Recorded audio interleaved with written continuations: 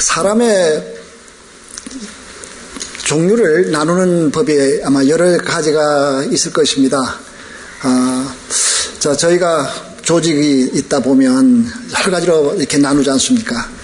선교회도 나이별로 나눠지고, 뭐 이렇게 지역별로 구역이 나눠집니다. 저희 교회가 개척을 하고 얼마 있지 않아서 아무 조직이 없을 때 처음으로 구역을 조직을 했습니다. 당연히 2구역밖에 안 되었습니다. 구역의 이름은 전전구역과 전후구역이었습니다. 그래서 그게 뭐냐? 그래서 6.25 전에 태어나면 전전구역, 6.25 후에 태어나면 전후구역, 이렇게 2구역이 있었습니다. 뭐 선교도 겸 해석을 굉장히 있었는데요. 이 세대라고 하는 것이 참 세월이 가면서 다양하게 나눠지고 있습니다.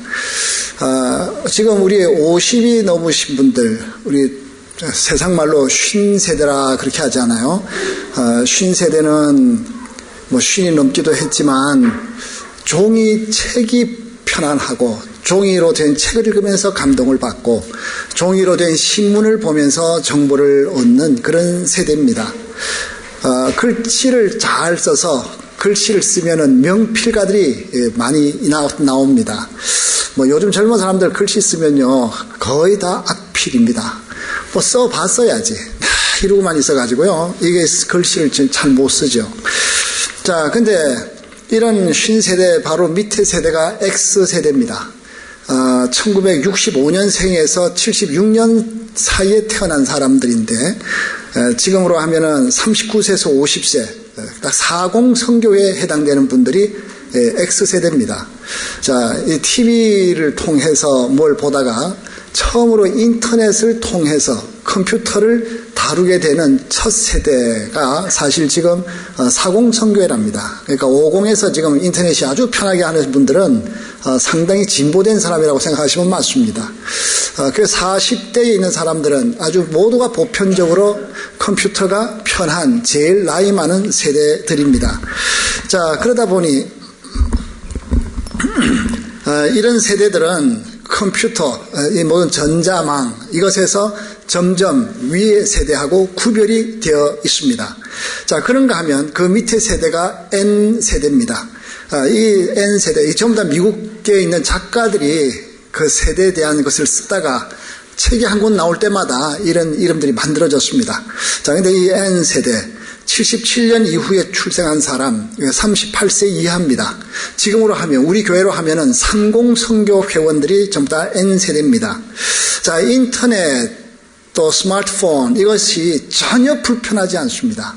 오히려 이것이 없으면 아주 불편합니다. 자, 전에는 TV를 통해서 일방적으로 정보를 받는 세대였는가 하면 이 N세대는 바로 SNS를 통해서 자기의 의견을 바로 전달하는 쌍방의 소통이 이루어지는 세대, 이것이 지금 N세대입니다. 능동적인 참여가 이루어지는 세대입니다. 그 다음 N세대 다음 세대가 Y세대입니다.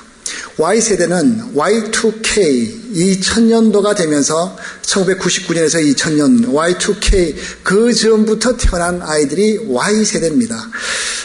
나이로는 13세에서 18세 정도가 되는데요. 이 Y세대는 지금 우리 교회로 따지면 유스그룹 아이들이 Y세대입니다. 휴대폰으로, 이 스마트폰으로 모든 뭐 은행이라든지 하여튼 이 세상 살아가는 모든 것이 이 손 안에서 다 이루어지는 조금 나이가 있는 분들은 그래도 컴퓨터로 뭘 해야 좀 편한데 이 손가락 이게 자기 손에서 모든 게 세상이 다 돌아갑니다. 손가락에 이 모양도 좀 이상해져 가지고요. 원래 이 엄지손가락은 다른 손가락보다도 이게 좀 잘 못하는 손가락인데 요 Y세대부터는요 엄지손가락이 근육이 희한하게 발달이 되어 있답니다. 그래서 이 엄지손가락 이 하나가 뭐 보통 눌렀다 떼었다 이렇게 되는데 요게 그냥 뱅글뱅글 돌아다니면서 별걸 다 누르고 별짓을 다 합니다. 그러면서 요 작은 스마트폰으로 모든 것을 다 하는 그런 세대가 Y세대입니다. 각종 정보와 오락을 손 안에서 다 하는 사람들. 그래서 이 유스그룹 아이들, 요 Y세대들을 통제하는 제일 파워풀한 아주 그냥 강력한 제재가 전화 뺏는 겁니다. 요거 뺏으면요 그냥 꼴이 내려요. 이거 없으면 자기는 못 살아요. 이 Y세대입니다. 그 다음 세대는 Y 다음에 당연히 Z죠. X 세대, Y 세대, 그 다음 Z 세대입니다. 제가 Z 그러면요, G인지 또 G인지 구별이 안 되기 때문에 제가 발음하고도 제가 구별이 안 돼요. 그래서 Z라고 하는 게 편할 것 같습니다. 자, 이 Z세대, 이 G세대, 이 사람들은 18살에서 12살입니다. 우리 교회로 따지면 유년부 아이들이 이 G세대에 해당됩니다.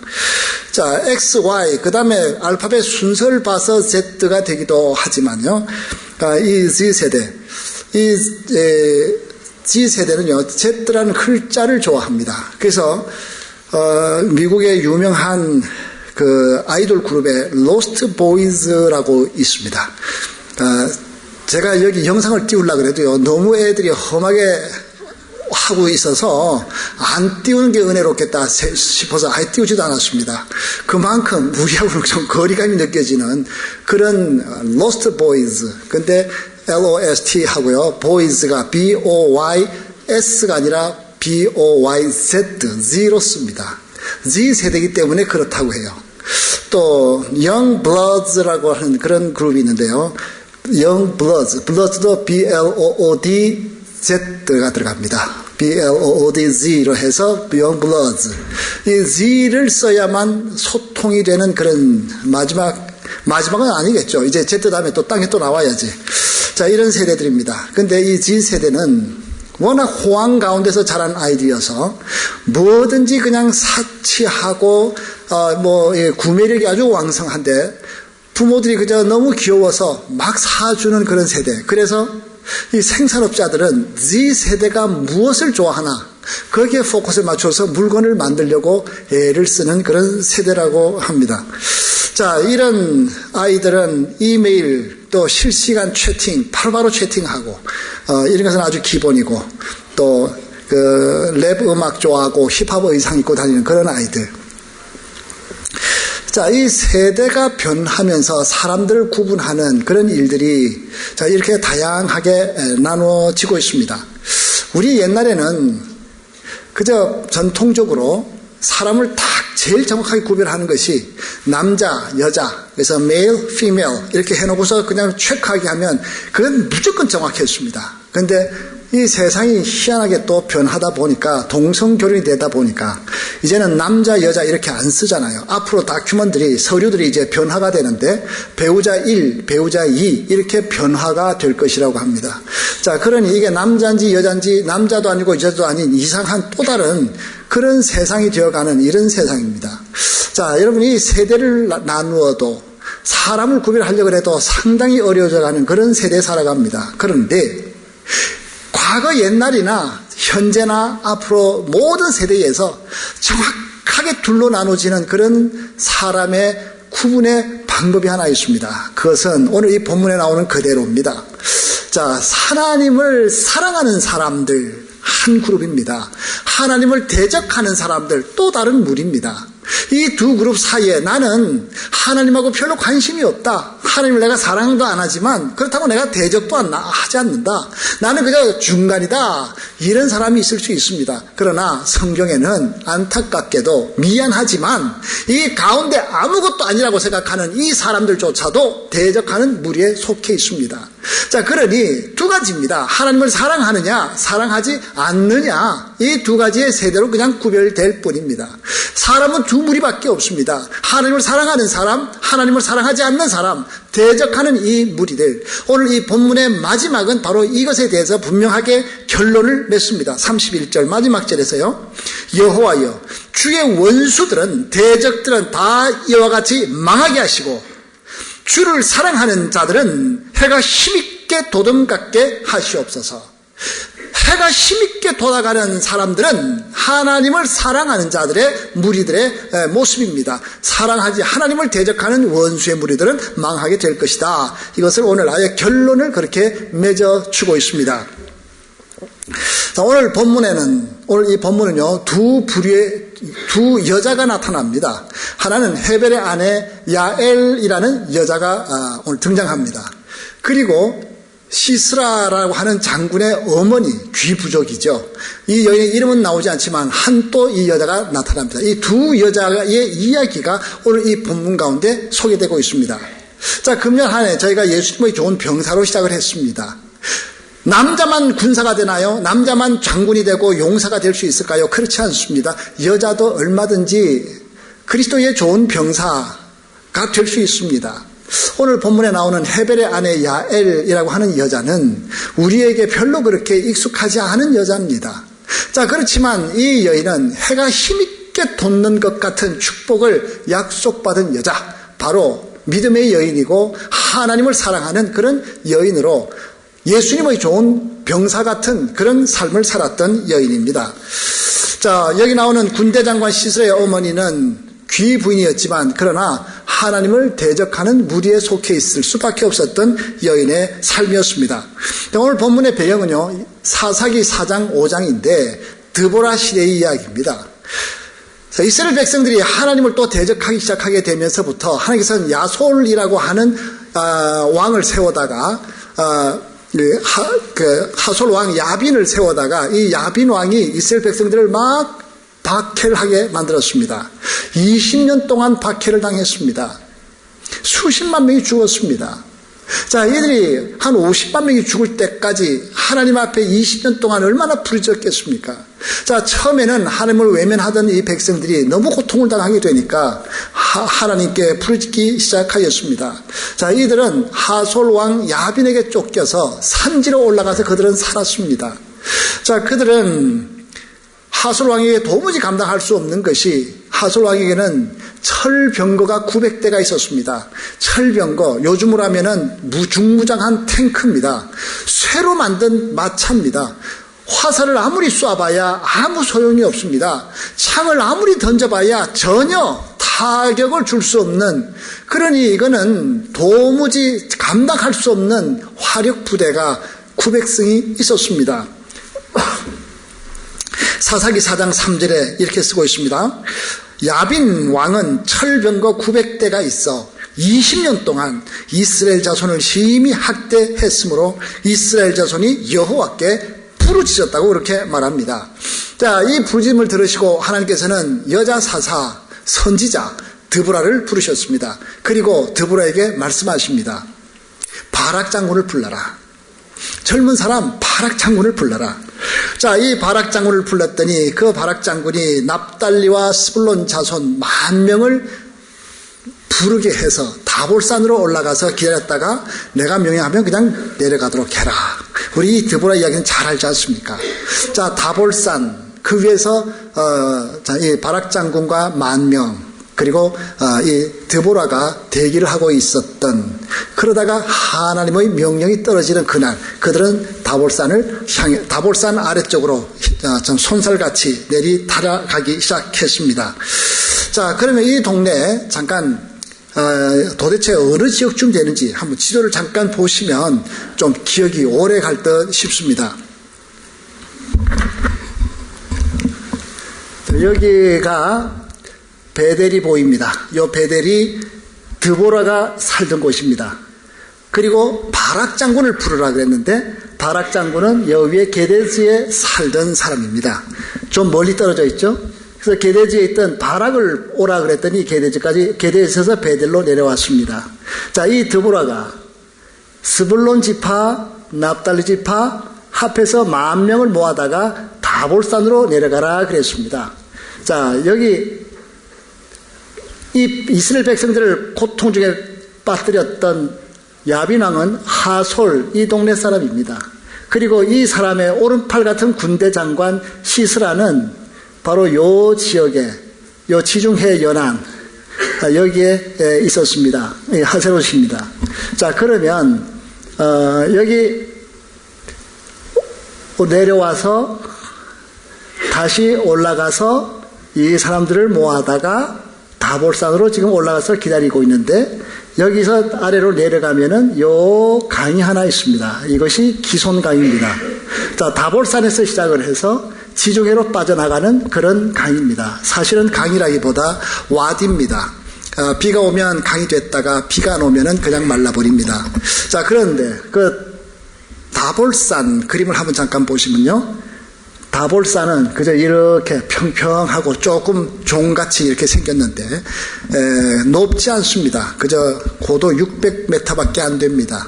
그렇지만 다볼산 앞에는 완전히 광야입니다. 평야입니다. 엄청 넓습니다. 아무것도 없습니다. 철병거가 다니면서 종횡무진 칠 수 있는 그런 땅입니다. 그리고 기숑강을 하나 보시면은 작은 강입니다. 그렇지만 이 작은 강 근처에 있는 것이 전부 다 흙이기 때문에 이 강이 넘쳐버리면 그때는 강이 뭐 깊은 강이 아니기 때문에 그저 강이 물이 비가 오면 강이 되고 안 오면 마르고 비가 오면 그 넓이가 넓어질 수도 있고 그런 강입니다. 그러니 비가 억수같이 쏟아지게 되면서 저 모든 기숑강가는 아주 뻘밭이 되었습니다. 자, 이것을 생각하면 우리가 이 전쟁을 이해하기가 쉽습니다. 자, 여기서 날이 그저 맑고 깨끗하면 시스라의 철병거 900성은 100%의 효과를 내면서 종횡무진 싸우면서 이길 수 있습니다. 자, 지금 이 백성들 10,000명밖에 안 됩니다. 저쪽은 상대방은요, 중무장한 철병거가 900성입니다. 이 병거 하나에 5사람만 붙었다 그래도요, 한 4-5천 명이 됩니다. 그 뒤에 또 보병이 또 몇만 명이 있지 않겠습니까? 도무지 이 10,000명 가지고는 아무것도 할 수 없는 그야말로 전쟁 승산 0%밖에 안 되는 그런 전쟁이었습니다. 자, 그런데 이 비가 내리면서 뻘밭이 온 주위가 다 뻘밭이 되니까 그 철병거들이 다 그냥 박혀버리고 말았습니다. 바퀴가 움직이질 않습니다. 자, 우린 뻘밭까지 안 가더라도 눈이 많이 왔을 때 그때 이 바퀴가 눈 속에 들어가면 헛돌면서 얼마나 그 고생합니까? 우리 교회에 들어올 때도 파킹랏을 미리 치우지 못하면 들어오다가 그냥 이게 막 걸려가지고 그냥 눈에 그냥 막 헛돌지 않습니까? 자, 이제 모든 병거들은, 마차들은 다 그냥 그대로 그냥 다 서버렸습니다. 그리고 그들은 도망가기 시작합니다. 당황합니다. 그때 10,000명이 내려와서 그냥 그들을 쫓아가면서 그들을 쳐 죽이기 시작했는데 완전히 한 사람도 남기지 않고 완전히 전멸당했습니다. 자, 하나님께서 피를 쏟아내리셨는데 그 비를 성경은 칼날이라고 표현합니다. 하나님께서 내리신 그 엄청난 폭우가 칼날이었습니다. 하나님께서 만드신 칼날. 그래서 사사기 4장에서는 이렇게 쓰고 있습니다. 드보라가 바락에게 이르되 일어나라. 이는 여호와께서 시스라를 네 손에 넘겨주신 날이라. 여호와께서 너의 앞서 나가지 아니하시느냐 하시는지라. 이에 바락이 10,000명을 거느리고 다볼산에서 내려가니 여호와께서 바락 앞에서 시스라와 그의 모든 병거와 그의 온 군대를 칼날로 혼란에 빠지게 하시매 큰 비로서 혼란에 빠지게 하셨는데 그것을 칼날이라고 표현합니다. 칼날로 혼란에 빠지게 하시매 시스라가 병거에서 내려 걸어서 도망하고 그 16절 뒷부분 다 온 군대가 다 칼에 엎드려졌고 한 사람도 남은 자가 없었다고 표현하고 있습니다. 자, 칼날입니다. 여러분, 비만 칼날이 될까요? 하나님께서 사용하시는 것이 비밖에 없을까요? 눈도 얼마든지 칼날이 됩니다. 바람도 칼날이 됩니다. 여러분, 이 땅에 하나님께서 한번 쓸어버리시면은 여러 가지 질병들이 칼날이 되어서 대적이 무너져 내려갑니다. 얼마든지 세상에 여러 가지 사건들을 통하여서 하나님께서는 그 칼날로서 모든 승패를 바꾸어 버리시는 그런 하나님이십니다. 자, 그런데 이런 싸움을 우리는 이 땅에서 싸우는 것이 우리가 지금 당하고 있는 이 환경에서 다른 저 사람과 나와의 관계라고 생각하기가 쉬운데 실제 싸움은 여기서 일어난 싸움이 아니라 하늘에서 싸우고 있는 그 싸움이 진짜 싸움이라는 것입니다. 자, 영적 싸움입니다. 자, 우리는 눈에 보이는 이 육신의 싸움이 아니고 실제로는 영의 싸움이라는 것입니다. 우리의 영혼이 싸우고 있습니다. 우리의 영혼이 잘 될 때 범사가 잘 되고 강건해집니다. 영혼의 문제입니다. 자, 여기 20절에 보면요, 우리 본 조금 앞에 20절에 하늘에 있는 별들이 싸운다 그럽니다. 별들이 하늘에서부터 싸운다. 하늘에서부터 별들이 지금 별들의 전쟁이 위에서 일어나고 있습니다. 뭐 금성하고 수성하고 싸우는 것일까요? 그렇지 않습니다. 우리의 영혼과 악의 영혼이 하늘에서 싸웁니다. 우리를 지키는 하나님의 영과 악한 마귀의 영들이 하늘에서 싸웁니다. 이 영의 싸움에서 지면 이 땅에서 우리가 치고 맙니다. 이 위에 있는 영의 싸움에서 이기면 이 땅에서 싸움에서 이깁니다. 별들이 하늘에서부터 싸우되 그 다니는 길에서 시스라를 싸워서 하늘에서 이겨버리셨기 때문에 이 땅에서 이겨나갑니다. 그래서 하늘에서 이기는 그 싸움이 홍수로 나타났습니다. 기손강은 그 무리를 표류시켰으니 이 기손강은 옛 강이라 내 영혼아 내가 힘있는 자를 밟았다.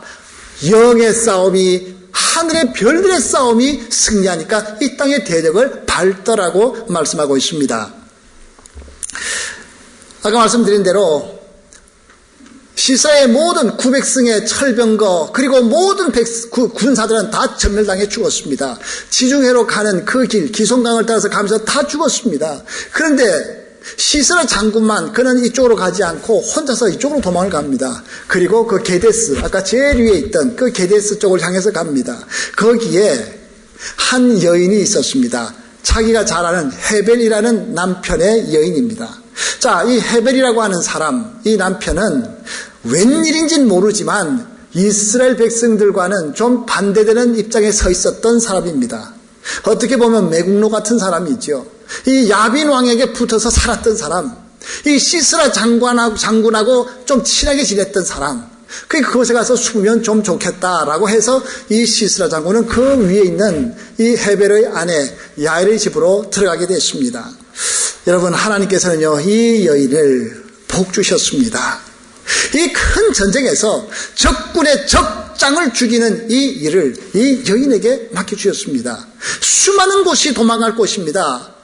여러 곳으로 갈 수가 있겠지만 하필이면 시스라가 다 모든 자기의 군사들이 이쪽으로 가는데 자기 혼자 이쪽으로 올라가서 혼자서 숨다고 숨은 그 자리가 바로 그 야엘이라는 여인의 집이었습니다.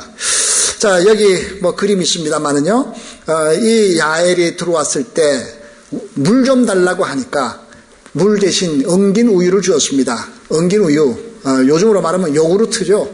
자, 그것을 먹고 나니까 이불을 덮어서 푹 자게, 아주 깊이 자게 만듭니다.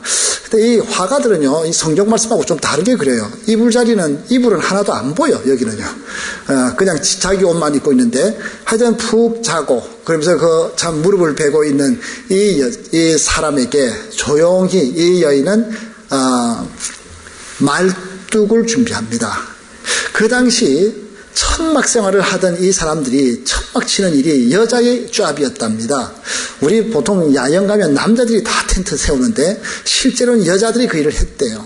자, 그래서 이 여자는 말뚝 박는 일은 아주 이력이 나 있는, 뭐 평생 그만 하던 여자니까, 그걸 늘 하던 여자니까, 우리 말하는 그 팩이라는 거 있잖아요. 팩 땅에 대고 딱 박아서 이제 줄 베지 않습니까? 자, 그것을 관자놀이는 여기 귀 뒤에 여기 관자놀이입니다. 자, 이 관자놀이, 여기 가끔 이렇게 손대면 여기 그 맥박 튀는 자리가 있습니다. 예, 그 자리가 급소예요. 그래서 이렇게 치게 하면, 탁 치면, 여기가 급소 자리를 찾잖아요. 자, 이 관자놀이, 즉사입니다. 거기에 대고 얼마나 두들겼으면 그 관자를 뚫고, 이 말뚝이 땅에 꽂히면서 이 사람은 완전히 죽었습니다. 우리 집사람은 생쥐만 봐도 벌벌 떠는데, 이 큰 장군을 죽일 수 있었다. 이거는요, 하나님께서 주시는 담대함이 이 여인을 감쌌기에 이 일이 가능합니다. 사람은요, 잠을 자도 자기를 죽이러 온다든지 위험이 다가오고 있으면 그것을 느낍니다. 눈을 감고 있어도 느낍니다. 운전하다 가다 보면은 급하게 될 때 되면 눈이 갑자기 떠지면서 졸다가도 그냥 일어나서 길을 또 잡곤 합니다. 집 근처 오게 되면 열심히 잘 자다가도 그냥 그때 되면 또 탁 일어나잖아요. 잠을 자는데 안 자는 거예요, 사실은요. 그래서 따가합니다. 자기를 죽이려고 자기 귀에다가 그 말뚝을 탁 대는 그 순간 이 장군이 무언가 느낌이 올 텐데 하나님께서 완전히 그냥 느끼지 못하게 만드시고, 그리고 이 여인의 손에 가장 부끄러운 죽음을 당했습니다. 이 여인은 적장을 죽인 가장 큰 공로의 여자가 되었습니다. 자, 그래서 이 공로를 치하하면서 드보라는 이렇게 오늘 27절에서 이렇게 노래합니다. 그가 그의 발 앞에 구부러지며, 시스라가 이 여인의 발 앞에 구부러지며 엎드러지고 쓰러졌고, 그의 발 앞에 구부러져 엎드러져서 그 구부러진 곳에 엎드러져 죽었도다. 읽기도 어려워요. 얼마나 그 사람이, 이 시스라가 구부러져 죽었다는 말을 하고 싶으면 똑같은 말을 그냥 계속 반복하면서 7번이나 지금 한 문장 안에 7번을 쓰고 있습니다. 구부러졌다, 엎드러졌다, 쓰러졌다, 쓰러지고 엎드러져 있는 그 자리에서 또 쓰러지고 엎드러지고, 그러다가 또 뭐 쓰러지고 죽었다. 하여튼 뭐 이렇게 되는데요. 얼마나 이 여인의 그 참 공로를 높이고 싶으면, 칭찬하고 싶으면 이렇게 표현하고 있습니다. 이 여인, 전쟁을 해보지 못했던 그런 여자입니다. 그러나 장군을 자기 손으로 때려 죽일 수 있는 그런 것. 자, 이게 하나님의 은혜만 입으면 얼마든지 연약한 우리들도 적장을 죽일 수 있는 그런 용사들이 될 수 있음을 믿으시기 바랍니다. 놀라운 사건입니다. 약속입니다. 난 비록 약하지만 그러나 하나님의 은혜만 입으면 나도 적장을 이길 수 있는 그런 용사가 될 수 있다. 믿으시면 아멘 하십시다. 자, 이 세상 어떤 힘든 일이 내 앞을 가로막는다 할지라도 상관없습니다. 하나님의 은혜만 입으면 우리는 얼마든지 이겨낼 수 있습니다. 며칠 전에 제 차랑 차를 타고 가면서요, 참 우리 하나님께서는 정말 좋은 목사님들을 많이 만들어 주셨다, 그 생각을 하게 됐습니다. 그 얘기를 하면서, 야, 어느 목사님 정말 찬양 잘하시더라, 어떤 목사님 정말 말씀 좋더라, 그러면서 이제 얘기를 했습니다. 참 제 근처에 보면 정말 하나님께서는요 괜찮은 사람들 많이 세워두셨어요. 목사님들도 괜찮고 사모님들은 또 아주 또 뭐 이쁘고, 뭐 우리 집사람 비롯해서 다 그렇잖아요. 아주 뭐 예쁘고 하여튼 괜찮은 사람들 많이 뽑아놨더라고, 하나님께서요. 키 크고 잘생기고 찬양 잘 부르고 운동 잘하고 하여튼 빠지는 게 없는 제주꾼들이 참 많아요. 근데 제일 보니까 내가 제일 빠지더라고, 보니까요. 근데 이런저런 생각하다가 보니까 정말 하나님께서 뭘 귀하게 보셨나, 참 볼 거 없는데도 그래도 하나님께서 하여튼 어쨌거나 하여튼 뭐 목사를 만들어 주셔서 사용하시니까 목사를 만들어 주셨구나. 그래서 제가 불현듯 그냥 그런 말을 그냥 뱉어버렸습니다. 맞다, 바보도 은혜만 입으면 목사 될 수 있다, 그랬어요. 그랬더니 우리 주님 막 웃더라고요. 바보도 은혜를 입으면 목회할 수 있다. 제가 그렇게 말해놓고 나서도 진짜 말 잘했더라고요. 그렇잖아요. 바보도 은혜만 입으면 목회할 수 있다.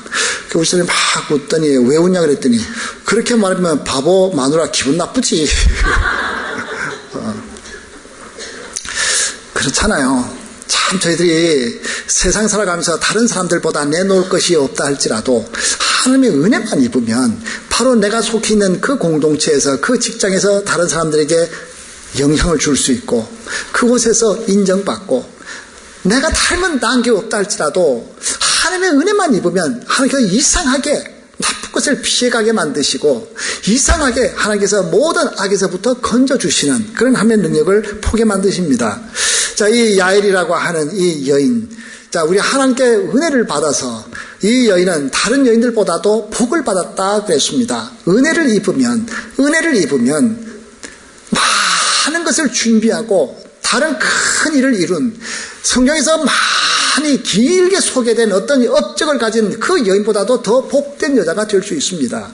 이 야엘이라는 여자에 대해서는 성경에 별로 소개가 나오지 않습니다. 그런데 분명한 거는요, 하나님의 은혜를 입었더니 이 여인을 24절에서 이렇게 표현합니다. 겐 사람 헤벨의 아내 야엘은 다른 여인들보다 복을 받을 것이니 장막에 있는 여인들보다 더욱 복을 받을 것이로다. 복을 받았다, 더욱 복을 받았다, 그런 여인이 여기 되게 됩니다. 아까도 말씀드렸지만요, 처음에 말씀드렸던 또 다른 한 여인, 귀부인, 이 시스라 장군의 어머니, 자, 이 시스라 장군, 하솔에 있는 그 야빈 왕의 오른팔 같은 사람이니까 모든 권세를 다 가지고 있는 그런 여자 아니겠습니까? 이 귀족입니다. 자, 이 여인이 자기 아들이 시스라 장군이 전쟁을 나갔는데 이제 돌아올 시간이 넘었습니다. 더구나 이 전쟁은 별로 걱정이 되지 않는 전쟁이지 않습니까? 벌써 이미 저기는 이스라엘 백성들은 거의 주전 병력이 다 죽어서 없고, 뭐 남아있는 사람들은 이제 뭐 찌꺼기 같은 사람들은 이제 이 오합줄로 모아가지고 이제 내려올 텐데, 그거 오늘 쳐부수러 갔다는데, 저거 뭐 게임도 안 된다. 그래서 기다리고 있는데도 자기 아들이 돌아오지 않습니다. 철병거를 몰고 나갔는데 이 병거가 왜 돌아오지 않을까? 왜 이렇게 늦어질까? 마음의 걱정이 조금 되기 시작했습니다. 그때 지혜로운 시녀가 말해줍니다. 우리 장군님의 그 부하들이 다 한 사람 한 사람마다 포로를 잡아올 텐데 다 그 예쁜 여자들, 처녀들 한둘씩은 다 포로를 잡아올 겁니다. 우리 장군님은 채색 옷, 왕족이나 귀족이 입는 그 채색 옷을 뺏어다가 전리품 중에 제일 좋은 거 뺏어다가 탁 목에다가 이렇게 들이우고 그리고 우리 장군님 돌아오실 겁니다.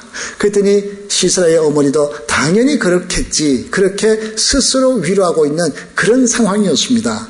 어떻게 말씀하고 있을까요? 28절에서 이렇게 쓰고 있습니다.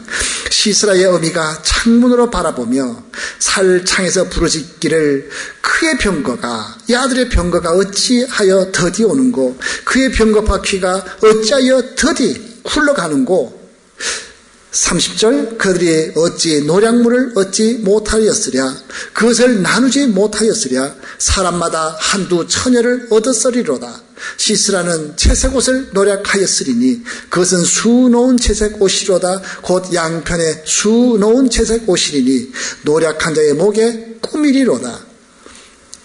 노략한 자의 목에 꾸밀 것 같았던 그런 아들이 돌아오지 않다가 끝까지 돌아오지 않습니다. 아들은 이미 죽어버린 아들이었습니다. 자, 이미 전쟁에 이길 확률은 전혀 없었던 0%의 이스라엘 백성들이었지만 하나님이 함께 하시니까, 하나님의 은혜를 입으니까 이 백성들은 그야말로 승전고를 울리고 적군을 완전히 전멸시켜버렸습니다. 한 사람도 남지 못했습니다. 승률 100%를 자랑하고 포로를 잡아올 것이라고 기대했던 이 시스라의 군대는 완전히 완패를 당했습니다. 자, 아무리 연약한 사람이라 할지라도 하나님이 그 사람과 덧입으면, 하나님의 능력만 덧입으면 그 사람은 강한 사람이 됩니다. 우리는 때로 유리같이 깨지기 쉬운 그런 사람들 아니겠습니까? 그러나 하나님의 능력만 덧입으면 우리는 안 깨집니다. 자, 안 깨지는 유리 하나만 소개하죠. 2007년도에 3M, 미국의 그 사무용품 파는 3M 그 회사에서 강화 유리를 만들었습니다. 단단한 강화 유리. 자, 이 시큐리티 글래스를 만들어서 그것을 광고하기 위해서, 홍보하기 위해서 길거리에다 그 3M의 그 유리를 세워놨습니다. 유리를 이중으로 세워놓고 그 가운데 돈을 300만 불을 캐시를 넣어놨습니다. 자, 3M이니까 3M, 3 밀리언. 그만큼 넣어야지 그게 말이 되잖아요. 자, 3 밀리언 달러 돈을 쫙 쌓아놓고 도끼나 이런 총이나 이런 다른 도구 사용하지 않고 몸으로 누구라도 저걸 깨뜨리면 아무나 가져가도 된다 그랬습니다. 지나가는 사람들이 너도 나도 주먹으로 치고 발로 때리고 이단접차기 하는 거 보이십니까?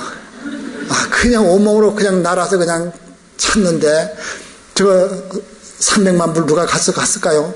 가져갈 수 있을 것 같으면 아예 하지도 않았습니다. 아무도 못 가져갔습니다. 저 강화유리.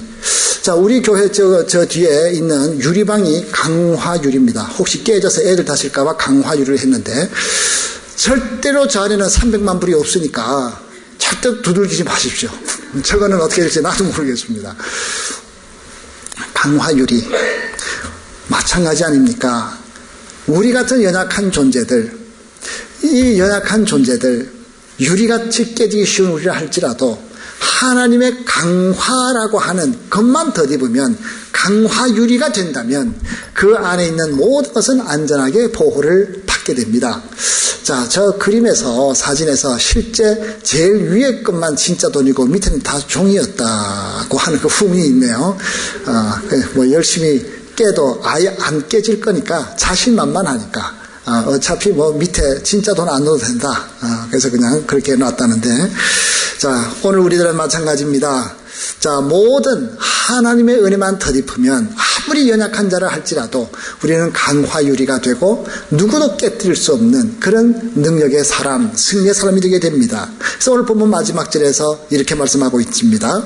여호와여, 주의 원수들은 다 이와 같이 망하게 하시고 주를 사랑하는 자들은 해가 힘있게 도듬갑게 하시옵소서. 그리고서 40년을 태평했다. 그렇게 하고 있습니다.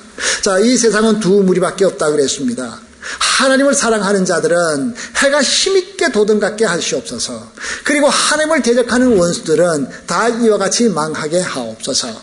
오늘도 하솔 왕 야빈이나 시스라 장군 같은 사람은 바로 하나님을 대적하는 자들은 다 이와 같이 망하게 하옵소서. 승률 100%의 그런 전력을 가지고 있었지만 그러나 전멸당하는 그런 망함이 있었습니다. 그런가 하면 드보라와 같은 여인, 또 바락 같은 장군, 또 야엘 같은 이 여인, 비록 그들은 연약한 가운데 승률 0%밖에 안 되는 연약한 사람들이었지만 하나님을 사랑하는 자들이었기에 하나님을 사랑하는 자들은 해가 힘있게 도듬갑게 하시옵소서 한 대로 그들은 완승을 거두게 되었습니다. 여러분, 이런 일들은 성경에서 계속 소개되고 있습니다. 홍해바다 앞에 갇혀있는 이스라엘 백성들, 그야말로 뒤에서 다가오는 특별 군대로 인하여서 죽을 수밖에 없었습니다.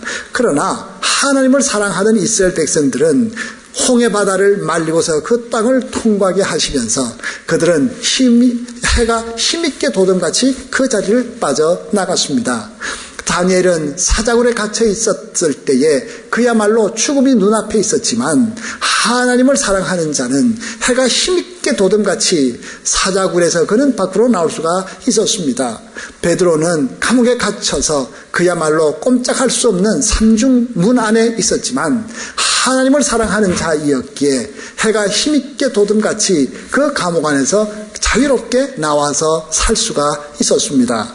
오늘 우리들도 마찬가지 아닙니까? 비록 우리들은 깨어질 수밖에 없는 연약한 유리그릇 같은 모습이라 할지라도, 비록 우리들은 하솔 왕 시스라 장군 앞에 아무런 힘을 쓸 수 없는 그런 연약한 상황이라 할지라도 하나님을 사랑하는 백성이 될 때, 하나님 사이드에 서 있는 사람이 될 때 힘있게 솟아나는 그 태양같이 하나님께서는 그를 승리케 하신답니다. 누가 태양이 솟아오르는 것을 막을 수 있겠습니까? 누가 태양이 힘있게 오르는 것을 막을 사람이 세상에 누가 있겠습니까? 오늘도 하나님께 예배하는 자들, 바로 예배드린 바로 이 자리가 다볼산이 되고 기손강이 되어서 하나님께서 힘있게 솟아오르는 태양처럼 모든 사랑하는 예배자들을 승리케 하여 주시기를 주의 이름으로 축원합니다.